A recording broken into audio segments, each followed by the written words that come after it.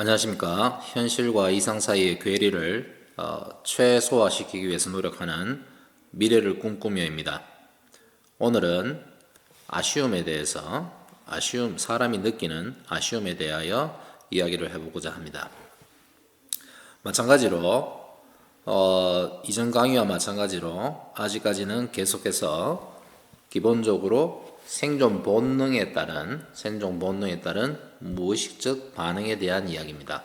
그 중에 하나로서 오늘은 아쉬움에 대해서 한번 이야기를 해보고자 합니다. 우리가 살아가다 보면은 아쉬운 경우가 많이 있죠. 아쉬운 경우가. 그러면 우리는 왜 아쉬운가 한번 생각해 볼 필요가 있죠. 그리고 또 누가 아쉬운가 이거 한번 생각해 볼 필요가 있습니다. 간단한 예를 들어가면서 한번 이야기를 진행해 보고자 합니다. 자, 그 대표적인 관계가 부모와 자식을 한번 비교해 보겠습니다. 부모와 자식과의 관계에서 요즘에 촌에 가면은 할머니 할아버지들이 많이 있죠. 할아버지들이 이제 고향에서 여전히 살고 있습니다. 그리고 사실은 자식들은 다 커서 이제 자주 찾아뵙는 사람도 있고 찾아오는 사람도 있고 또는 거의 1년에 명절 빼고는 찾아오지 않는 경우도 있죠. 찾아오지 않는 경우도 있다. 자, 그런 경우에 항상 우리는 어떻게 생각하느냐. 자, 찾아오는 자식이 있다. 그러면 참 그런 할머니, 할아버지는 자식을 잘 뒀다. 이렇게 얘기하기도 하죠. 그리고 전혀 1년 내도록 찾아오지 않는 자식이 있으면은 그런 경우에는 이 할머니, 할아버지가 참 불쌍타. 이렇게 이야기를 합니다. 안 됐다. 불쌍타. 그런데 우리 아쉬움의 기준에서 봤을 때는 아쉬움이라는 기준으로 봤을 때 자, 부모와 자식 간에 있으면 누가 더 아쉬울까요? 대부분 부모가 아쉽죠. 부모가 물론 살아 있을 때와 죽을 때 조금 다릅니다. 살아 있는 경우에는 보통 부모가 아쉬움을 가지죠. 부모. 근데 부모가 죽고 나면은 보통 누가 아쉬워하죠? 자식이 아쉬워하죠. 자, 그러면은 왜 이런 현상이 생기는가 한번 생각해 볼 필요가 있죠. 부모는 왜 자식에 대해서 자식이 찾아오지 않고 늙어서 찾아오지 않은 것에 대해서 아쉬워할까? 사람이 그립다. 이렇게 얘기할 수 있죠. 사람이 그립다. 표면적으로 사람이 그리운 것이 보통 우리가 얘기하는 겁니다. 그런데 조금 이상하게 들릴 수 있지만 생존 본능의 입장에서는 어떻게 얘기할 수 있냐면은 나이가 들면은 생존이 스스로 살아가는 게 상당히 힘들어지죠. 생존 가능성은 떨어질 수밖에 없죠. 그러면은 주변에 도움이 필요하고 주변에 도움이 필요한 것 중에 대표적인 게 이제 자식이 되죠. 자식이. 자, 그런데 이 자식이 자기를 돌아와서 돌보지 않는다. 그립다라고 얘기하지만 사실은 생존 자체의 위협도 느끼죠. 생존 위협도 느낄 수밖에 없는 입장입니다. 자, 이런 생존 위협의 문화가 오랫동안 지속되면서 오랜 시간이 지나면서 그러면 늙었어도 잘 살고 살았어도 잘 살고 할 수 있는 방법이 뭔가 부모가 자식에게 정성을 다하는 거죠. 정성을 다한다. 그러면은 기본적으로 나이가 들었을 때 자식이 부모에게 정성 들인 것에 대해서 갚아주겠다. 갚아준다. 이런 거래 관계가 놓여 있죠. 물론 부모와 자식 관계에서 거래가 무슨 말이냐라고 지금 화를 내실 수도 있지만 지금 제가 말씀드리는 것은 현상입니다. 현상의 측면에서 분명히 거래가 이루어지고 있습니다. 이 거래가 제대로 되지 않았을 때 부모님은 자식이 찾아오지 않는 것에 대해서 아쉬움을 느끼고 또는 심한 경우에는 욕도 하죠. 이놈 자식 새끼 키워봐야 소용없더라. 소용없다. 이때 소용없다라는 말을 하는 분을 자세히 보면은 소용없다라는 말을 한다는 것은 돌려받을 것을 생각했을까요? 안 했을까요? 돌려받는다를 생각했을까요? 안 했을까요? 뭐 사람마다 다를 수 있지만 저는 돌려받을 생각을 분명히 했다고 봅니다. 왜 그러냐? 사람의 생존 본능 중에서 첫 번째가 자기가 정성을 들이고 노력을 하면은 그 결과를 받고 싶은 욕구가 있습니다. 이 욕구가 나쁜 것이 아니라 살아가는 데 있어서 반드시 필요한 거죠. 노력 실컷 했는데 결과가 없다. 아쉬움이 생길 수밖에 없죠. 아쉬움이 생길 수밖에 없습니다. 물론 자기의 존재적인 느낌, 존재감에 있어서도 마찬가지죠. 내가 노력을 아무리 해도 결과가 없다. 그러면은 자기 자신에 대해 아주 비참해지죠. 비참함은 같이 가지고 옵니다. 자, 이런 걸 다 차치하더라도 어쨌든 간에 부모 자식 관계에도 거래 관계가 형성되어 있다. 왜? 사람의 생존 본능 때문에 당연히 이러한 욕구가 발생한다라는 점은 이해가 되셨죠? 자, 그 다음 예를 한번 살펴볼까요? 그 다음 예. 우리가 보통 살다 보면은 두 사람이 있으면은 두 사람이 A라는 사람과 B라는 사람이 있습니다. B라는 사람이 있으면은 가끔씩 A는 또 돈을 빌려줍니다. 돈 거래를 하기도 하죠. 다시 갚아주기를 기대하고 있죠, B가. 물론 여기다가 이자가 들어가는 경우가 있습니다. 자, 이런 예를 한번 들어봅시다. A가 B한테 1억을 빌려줬어요. 그리고 B가 최초에 계약할 때 내가 단기적으로 돈이 필요해서 그러니까 6개월 뒤에 이자를 10% 쳐서 주겠다. 그러면은 6개월 뒤에 1억 1천만 원이 되죠. 1억 1천만 원을 돌려받기로 계약을 했습니다. 근데 6개월 뒤에 딱 되니까 B가 사정이 생겼어요. 사정이 생겼습니다. 사정이 생겨가지고 미안하다. 내가 지금 갚을 형편이 못 된다. 조금만 더 기다려도 6개월 뒤에는 꼭 갚을게. 이렇게 얘기합니다. 그러면은 A가 조금 기분은 안 좋지만 좀 이따가 그래 알았다. 6개월 뒤에 갚아라 라고 얘기합니다. 그리고 속으로는 조금 조마조마해지죠. 저거 정말 갚을 수 있을까? 그 6개월 뒤에 1년이 지났습니다. 총 1년이 지났죠. 1년이 지났는데도 갚지 못하고 있습니다. 그리고 다시 A가 B한테 돈을 달라고 합니다. 그러면 또 B가 또 얘기하죠. 미안하다. 내 1년 뒤에 지금 사정이 너무 안 된다. 1년 뒤에 꼭 갚을게. 이렇게 얘기합니다. 지금 당장 돈이 없기 때문에 B한테 자꾸 돈을 달라고 한다고 해서 돈을 줄 수 있는 입장이 아니니까 A는 이제 속이 타죠. 그러다 1년 더 시간을 주고 난 다음에 1년 뒤에 다시 달라고 찾아갑니다. 찾아가니까 B가 이제 슬슬 짜증을 내기 시작합니다.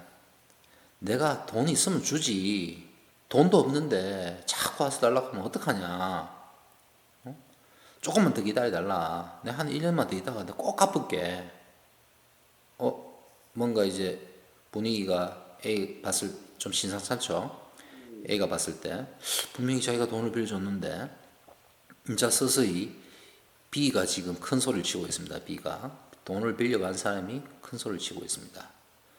자, 여기까지 일단 이 상태가 된 상태에서 만약에 A가 B를 더 도청하면 B는 도망가 버리죠. 사실은 도망가 버립니다. 배째라고 도망갑니다. 자, 최악의 경우에 이런 사이클이 반복돼 가지고 결국에 B가 도망을 갔다. 그러면 누가 아쉬워질까요?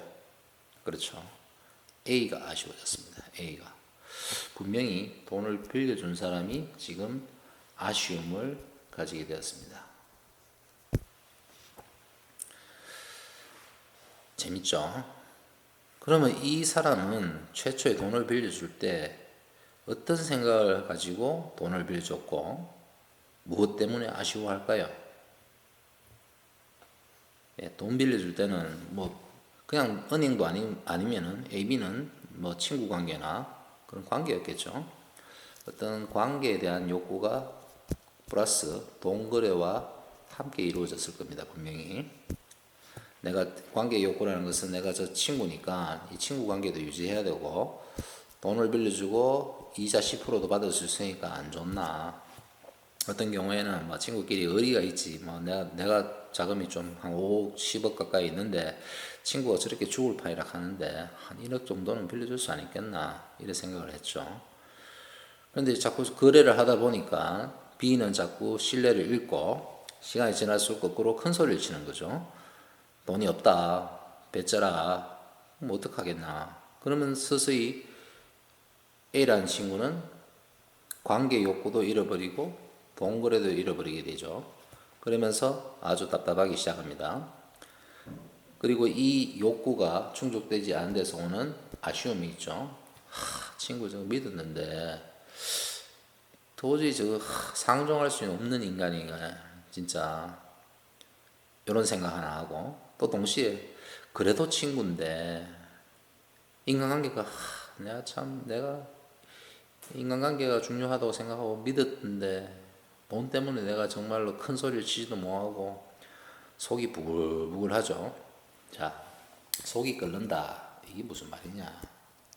속이 끓는다라는 말 자체가 지금 자기의 관계 욕구와 동거래가 붙어서 무엇을 하고 있는가, 어떤 역할을 하고 있는가.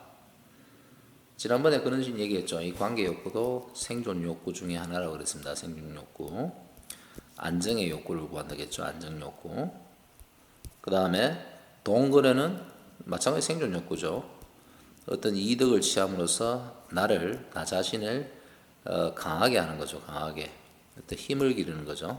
또는 약간의 잘난 체를 하고 싶은 느낌이 있다는 얘기입니다. 그래서 항상 생존 욕구에는 안정 욕구와 잘나고 싶은 욕구, 다른 말로 하면 뭐 자유 욕구라고 합시다. 이 두 가지가 항상 따라다닙니다. 그래서 실제로 보면은 아쉽다라는 얘기는 어떻게 보면은 자기의 생존 욕구가 충족되지 않았다라는 뜻입니다. 그러면은 이 말은 어떻게 생각하십니까? 돈을 빌려주고 돈을 못 받았어요. 그래서 저거 인간이 저게 인간이 아니다 라고 얘기하는 것은 과연 그 사람이 인간이 아니라서 그런 걸까요? 아니면은 본인이 자신의 욕구를 잘 몰라서 그런 걸까요? 한번 생각해 볼 문제죠. 네 번째로 가서 그러면 얼마나 아쉬운가? 사람이 살아가는데 필요한 만큼의 아쉬움이 어떤 것이 있는가? 한번 생각해 볼 필요가 있죠. 내가 살아가는데 필요한 만큼, 그리고 자신이 가진 이상만큼, 이상이라는 것과 한번 생각해 봐요. 생존과 이상에 대해서 한번 살짝만 얘기할게요. 자, 이 이상은 어떤 식으로 발생하는가 한번 생각해 봅시다. 이상은 통상적으로 말이 어떻게 표현되냐면은 사회가 어떻게 해야 한다 이렇게 표현이 되죠. 해야 한다, 해야 된다. 그럼 사회가 왜 그렇게 해야 되죠? 예를 들어서 사회는 뭐 민주적이야만 한다. 사회가 꼭 민주적이어야 될 이유가 있습니까? 어떤 이유 때문에 사회가 민주적이어야 되죠? 제 생각은 그렇습니다. 사회가 민주적이어야 된다라고 얘기하는 사람은 사회가 민주적일 때 어떻다? 자신의 생존 가능성이 높아진다라고 얘기할 수 있겠죠. 동의되십니까? 사회가 민주적이면은 내만 좋나? 딴 사람도 좋지. 물론이죠. 내만 좋은 게 아니고 딴 사람도 좋죠. 딴 사람도 좋다. 다른 사람도 좋다. 다른 사람도 좋은 거는 내한테 좋은 거죠. 결국에 나에게 좋다. 조금 지우고 하겠습니다. 자, 다른 사람에게 좋다. 다른 사람의 이득. 다른 사람의 이득이 조금만 생각해보면 개인과 사회의 입장에서 두 개를 살펴봤을 때 나에게 이득이 된다는 것도 충분히 생각할 수 있죠. 그래서 우리가 일상적으로 말은 하지만 내만 좋나 딴 사람도 좋지 하는 얘기는 최종적인 목표는 나에게 좋습니다. 근데 나는 안 좋고 타인은 좋은 경우를 한번 살펴볼까요? 타인은 좋은 경우. 이런 경우가 있을까요? 어떤 경우가 있을까? 예를 들어서 자발적으로 내가 희생을 한다. 희생을 했다. 희생을 했기 때문에 예를 들어서 희생하고 나면은 나는 무엇을 얻는가? 이 얻고자 하는 마음이 있을까요? 없을까요? 내게도 뭔가 이익이 없는데 사람이 자발적인 희생을 한다. 과연 그런 일이 있을까요? 자, 자발적으로 한번 기부를 한다 생각해 봅시다. 1,000만 원의 기부를 했으며 얻는 소득이 뭐가 있죠? 다른 사람만 좋은가요? 일단 내 기분이 좋아지죠. 내 기분이 좋아집니다. 내 기분이 좋다. 이거는 충분히 이해되죠? 이거는 누구의 이득이죠? 나의 이득입니다. 봉사를 많이 했다. 봉사하고 나면은 내 기분은 좋아집니까? 나빠집니까? 좋아지죠. 종교에서 얘기하는 어떤 희생을 했다. 무엇을 바라고 할까요? 천당 가려고 하죠. 천당. 자, 이런 거를 다 나는 천당 가고 싶은 생각도 없다. 한번 생각해 볼까요? 그러면은 천당 가고 싶은 생각도 없이 그냥 희생하는 거다. 좋습니다. 천당 가고 싶은 마음도 없다라는 말은 무슨 말일까요? 잘 모른다는 뜻이죠. 사실 천당이 있는지 없는지 모른다는 얘기죠. 잘 모르기 때문에 어떤 기대를 하다 보면은 결과를 기대했는데 이 기대가 현실적으로 큰 게 없다. 현실적 결과가 없다. 현실의 기대가 없으면은 가만히 있으면 속에서 불불 끓죠. 그러면 어떻게 해야 되냐? 빨리 포기해야 됩니다. 포기를 하면은 이점이 있습니다. 어떤 이점이냐면은 기대를 포기하게 되면은 마음이 편해지죠. 편해진다. 이건 누구의 이득이죠? 자신의 이득이죠. 자신의 이득. 어떤 식으로 간에 현실적인 결과가 없으면은 적어도 사람은 마음의 이득을 얻습니다. 마음의 이득도 생존 본능에 따릅니다. 안정감 혹은 잘난 느낌. 둘 중에 하나라고 보면 아무런 문제가 없습니다. 물론 그 외에도 어떤 이런 것도 있긴 합니다. 창조적인 기쁨이 있습니다. 창조를 하는 마음은 자기가 어떤 주체가 되는 느낌 이런 것도 있습니다. 하지만 기본적으로 현실에 이득이 없을 때 현실 이득이 없는 경우 현실 이득이 없으면은 반드시 감정적 이득을 가지게 됩니다. 감정적 이득. 감정적 이득은 그러면 생존하고 상관이 없는 거 아니냐. 감정이 편하면은 생존하는데 유리하죠. 그렇지 않을까요? 유리합니다. 여유가 있죠. 그리고 편안해지면 사는 게 훨씬 더 안정감이 있죠. 훨씬 낫죠. 그래서 우리가 어떤 이득이 없는 상태에서 기대하는 이득이 없는 상태에서 아쉬움을 느낀다는 것은 있을 수가 없는 일입니다. 동의하십니까? 이제 자, 그러면은 이상도 마찬가지죠. 이상이라는 것도 어떤 개인적인 이상이 있을 수도 있고 사회를 변화시키고 싶은 이상이 있습니다. 지난번에 살짝 언급을 했는데 이상이라는 것은 통상적으로 자신이 가지고 있는 트라우마에서 시작된다 그랬습니다. 트라우마에서 시작될 가능성이 높다. 트라우마는 뭐냐 하면은 내가 살아가는데 불편한 것이죠. 불편함. 내 삶에 있어서 불편한 겁니다. 예를 들어서 어릴 때 아버지가 아주 통제적이다. 그러면 이 사람은 대부분 어떤 이상을 가지냐면 자유롭고 싶은 마음을 가집니다. 왜? 통제에 의해서 구속감이 커지면 자유로움을 추구하게 되죠.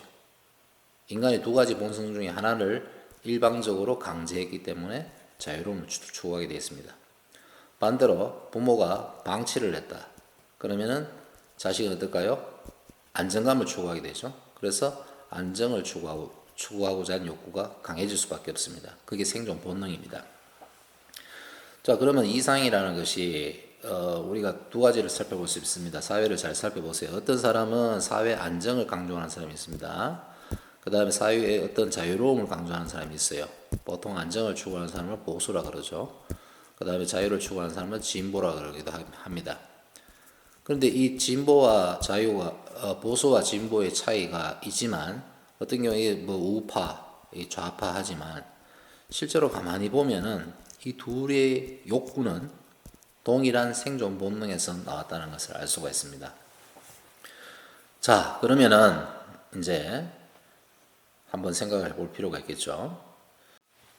우리가 말하는 아쉬움이라는 것도 항상 개인의 생존 본능과 관련됐다. 생존 본능의 반응이다. 라는 것을 알 수가 있겠죠. 그러면은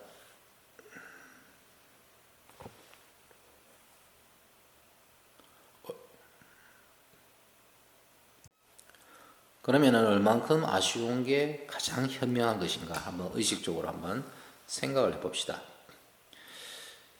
이상을 다른 말로 하면은 우리는 목적이라 할 수 있죠. 이상이 목적이 될 수도 있습니다. 자, 그런데 이 목적이라는 것은 기본적으로 생존과 관련됐습니다. 생존. 그러면 얼만큼 아쉬운 것이 가장 적절할까? 생존에 필요한 만큼 아쉬우면 되겠죠. 생존에 필요한 만큼. 그래서 자기가 어떤 큰 목적을 가지고 있으면은 주변의 사람들이 그 목적에 부합되지 않는 행동을 하면은 그만큼 또 아쉬워지겠죠. 내가 작은 목적을 가지고 있으면은 뭐 내 살아가는데 진짜 내 생존 자체가 목적이면은 사는데 큰 지장 없으면은 아쉬울 게 아무것도 없습니다. 그래서 이 목적을 가진 만큼 아쉬움이 크다는 것은 다른 말로 하면은 사람들이 이렇게 가진 것이 많은 사람들이 있죠. 가진 것이 많은 사람은 다른 말로 하면은 잃을 것도 많이 있죠. 따라서 이 사람들은 아쉬움이 클까요? 적을까요? 어떤 일을 추진하는데 잘 안 됐을 때 아쉬움이 클까요? 적을까요? 알 수 있죠.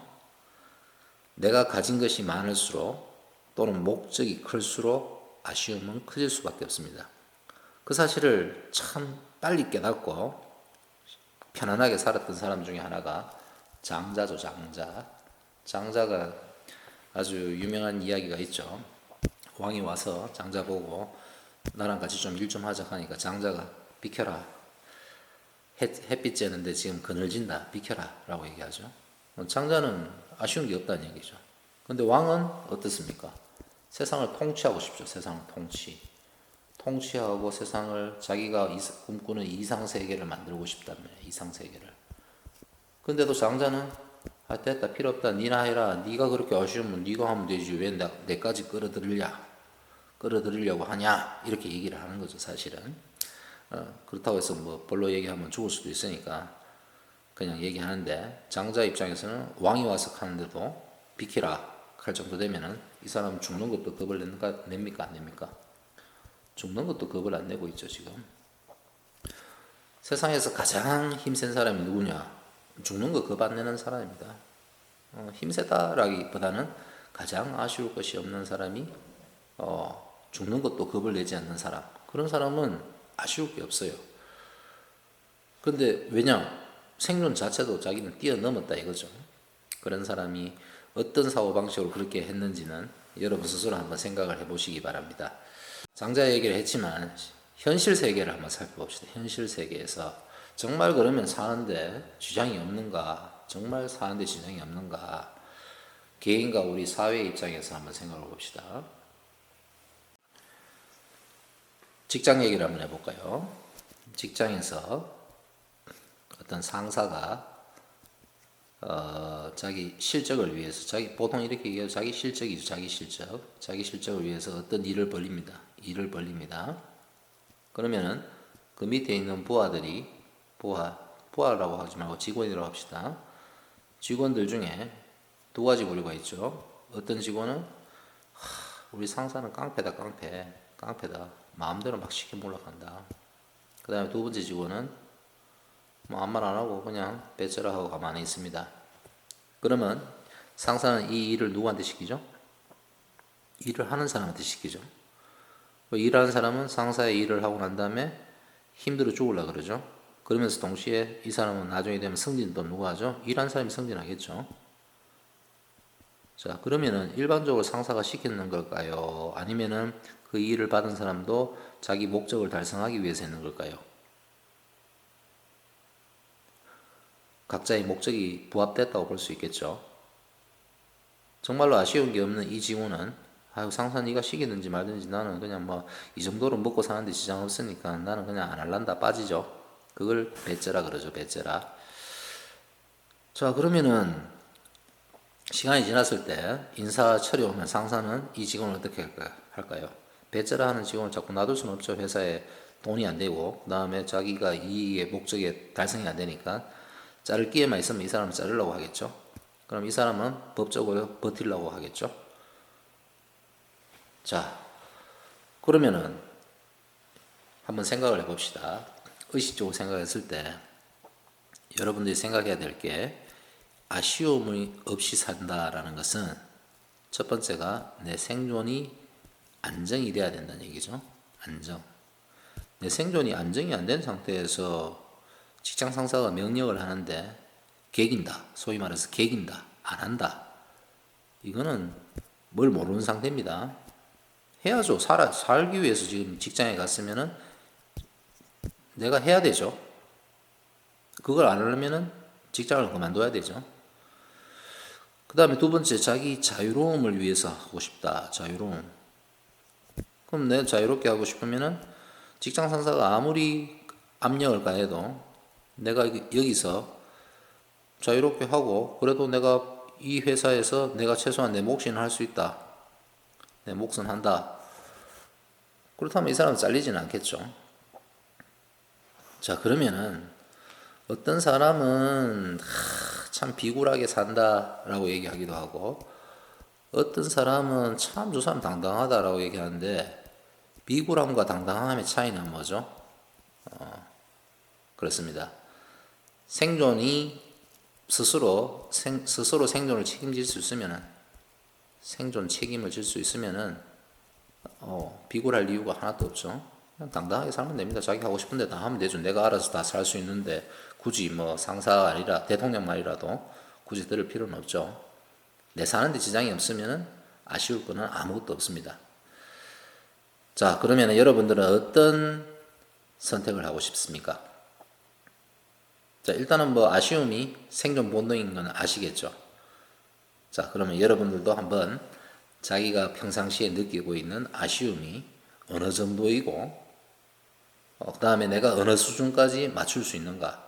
그러려면 본인의 욕구를 알아야 된다. 본인의 욕구. 내가 예를 들어서 아파트는 한 10억짜리 살고 싶은데 회사는 다녀야 되겠고 그 다음에 회사에 다니려고 하니까 능력은 아직까지 크게 일을 잘하지는 못하는데 상사가 명령을 하는데 개긴다. 이거는 앞뒤가 안 맞죠. 그래서 여러분들이 아쉬움에 대해서 알기 위해서는 자신이 가지고 있는 욕구도 같이 알아야 됩니다. 내가 생존에 있어서 필요한 안정성과 동시에 내가 뭔가를 하고 싶은 꿈이 있으면은 이 두 가지 욕구를 충족시킬 수준에서 아쉬움을 가져가는 거죠. 이해되시죠? 자, 본인의 욕구와 아쉬움에 대해서 한번 생각을 해보겠습니다. 해보는 시간을 가졌으면 좋겠습니다. 감사합니다.